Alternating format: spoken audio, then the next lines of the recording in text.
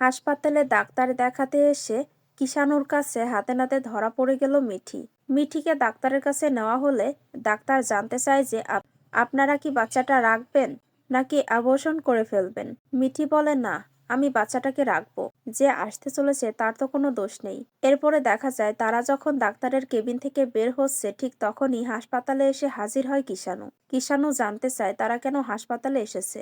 স্বতন্ত্র জানায় যে আমার হার্টের সমস্যাটা একটু বেড়েছে, তাই ডাক্তারকে দেখাতে এসেছি। এরপরে কিষাণু প্রেসক্রিপশনটা নিয়ে দেখে সেখানে মিঠির নাম লেখা।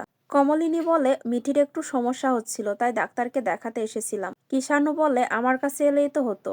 কমলিনী বলে, ও আসলে তোমাকে বলতে লজ্জা পাচ্ছিল তাই অন্য ডাক্তারের কাছে এসেছি।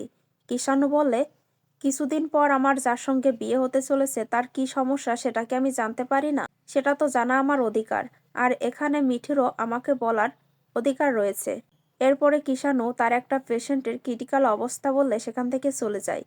এরপরে কমলিনী বাড়িতে এসে মিঠিকে বলে, তুই কোনো চিন্তা করিস না মা, আর একটা মাস, তারপরেই সবকিছু ঠিক হয়ে যাবে। তখন মিঠিল এসে জানায় যে কিষাণু এসেছে। কমলিনী বলে, মিঠি এখন দেখা করতে পারবে না।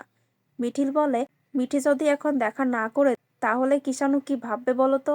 মিঠির কাছে জিজ্ঞেস করে, তোর কি কিষাণুর সঙ্গে কোনো সমস্যা হয়েছে? মিঠি বলে, না, সমস্যা হয়নি। মিঠি কিষাণুর সঙ্গে দেখা করতে চায়।